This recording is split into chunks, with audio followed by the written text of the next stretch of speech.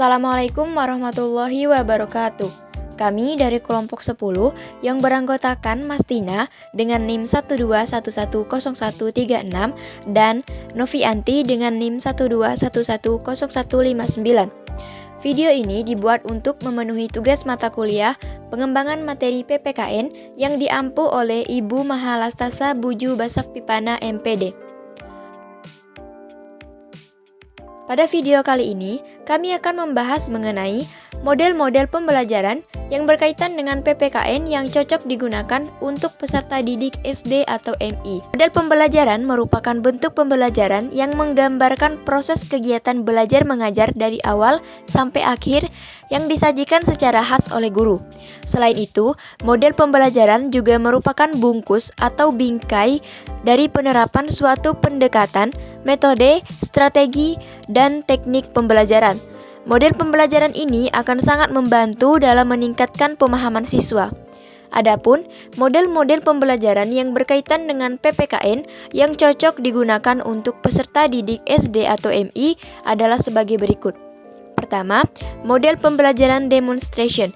Model pembelajaran demonstrasi adalah model mengajar yang menggunakan peragaan untuk memperjelas suatu pengertian atau untuk memperlihatkan bagaimana melakukan sesuatu kepada peserta didik.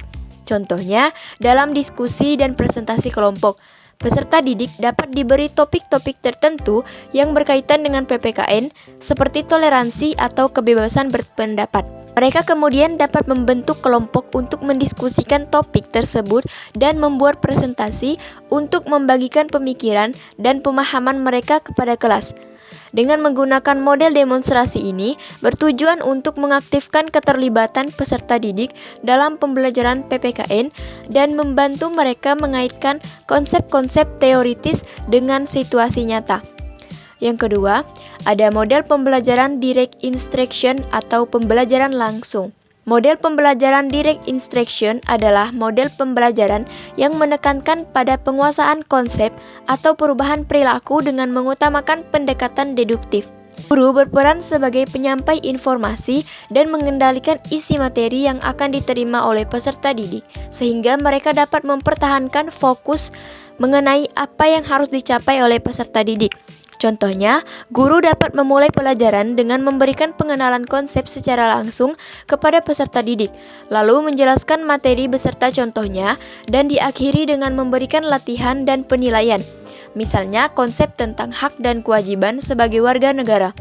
Dengan model pembelajaran direct instruction ini, memberikan arahan yang jelas dan terstruktur kepada siswa, sehingga mereka dapat memahami konsep PPKN dengan lebih baik. Selain itu, dengan memberikan contoh dan latihan yang relevan, peserta didik diharapkan dapat mengaplikasikan konsep tersebut dalam kehidupan sehari-hari. Yang ketiga, ada model pembelajaran inquiry-based learning. Model pembelajaran inquiry-based learning adalah pendekatan pembelajaran yang menempatkan siswa sebagai pusat pembelajaran dengan mendorong mereka untuk mengajukan pertanyaan, menyelidiki, dan menemukan jawaban sendiri melalui eksplorasi dan penelitian mandiri.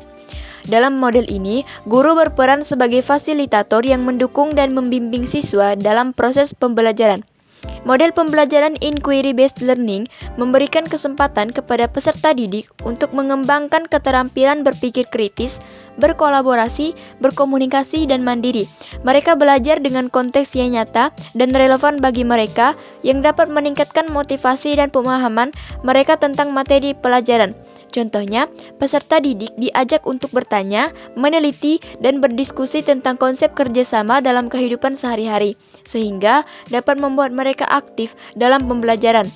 Melalui model pembelajaran inquiry-based learning ini, peserta didik tidak hanya mempelajari konsep PPKN secara pasif, tetapi mereka aktif terlibat dalam eksplorasi, penelitian, dan diskusi.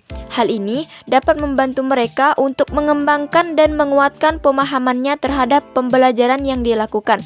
Yang keempat, ada model pembelajaran picture and picture. Model pembelajaran ini menggunakan gambar yang disusun secara sistematis. Artinya, siswa secara aktif menyusun gambar yang tidak beraturan menjadi keadaan yang utuh.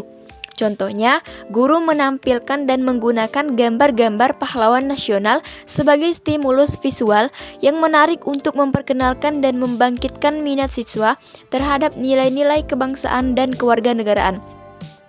Model pembelajaran picture-in-picture ini menggunakan gambar-gambar yang menarik dan disajikan secara singkat, jelas, dan padat. Hal ini membantu siswa dalam memahami konsep-konsep PPKN dengan lebih baik dan mendorong partisipasi aktif mereka dalam diskusi dan pemahaman nilai-nilai kebangsaan serta kewarganegaraan.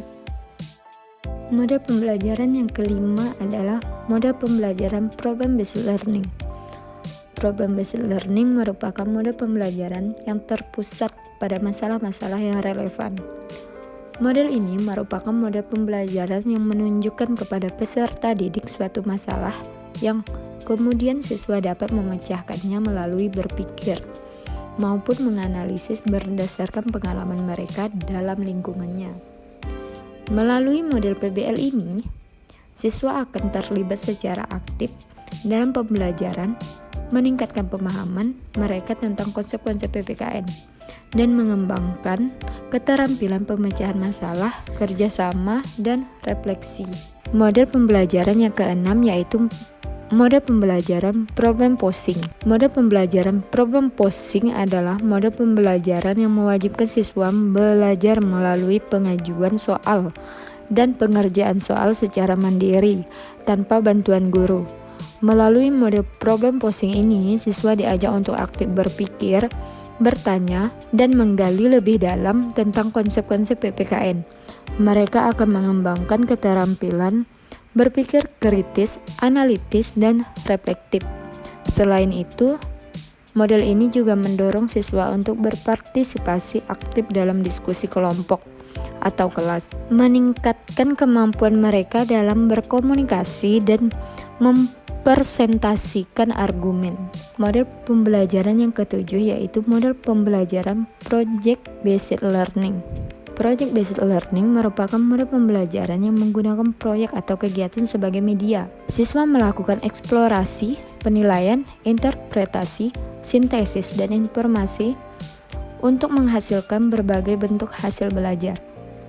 Tahapan-tahapan kegiatan dalam proyek dimulai dari penentuan masalah, perencanaan, implementasi, monitoring, dan evaluasi serta identifikasi hasil-hasil yang dicapai dan rekomendasi untuk kegiatan proyek berikutnya.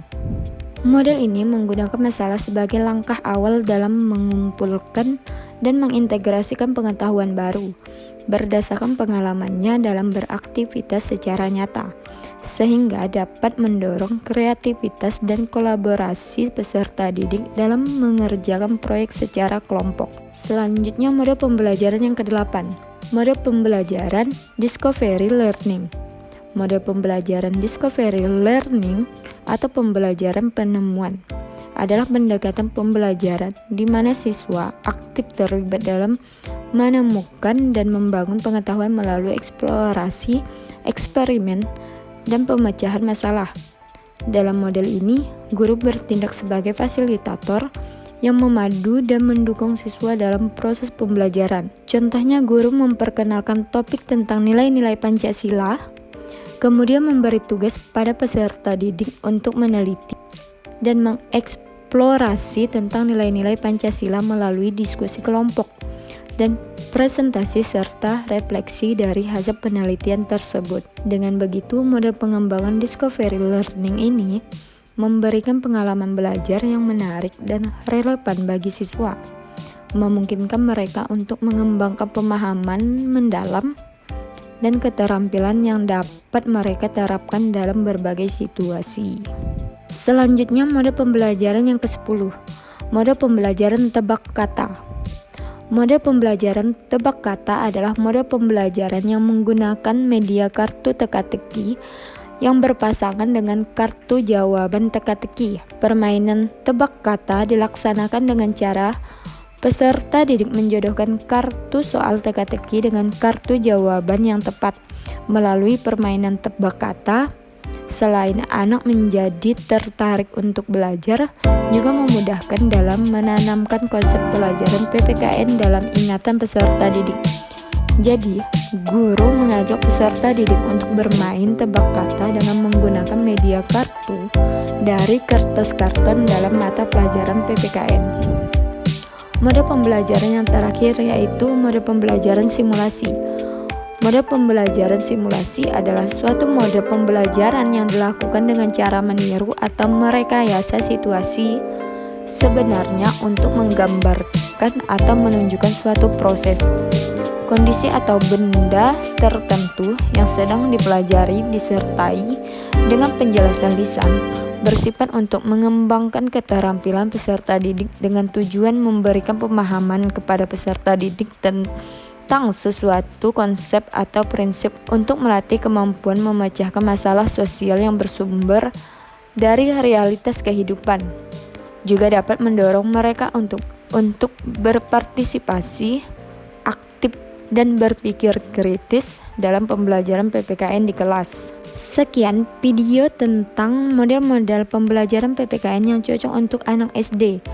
Wassalamualaikum warahmatullahi wabarakatuh.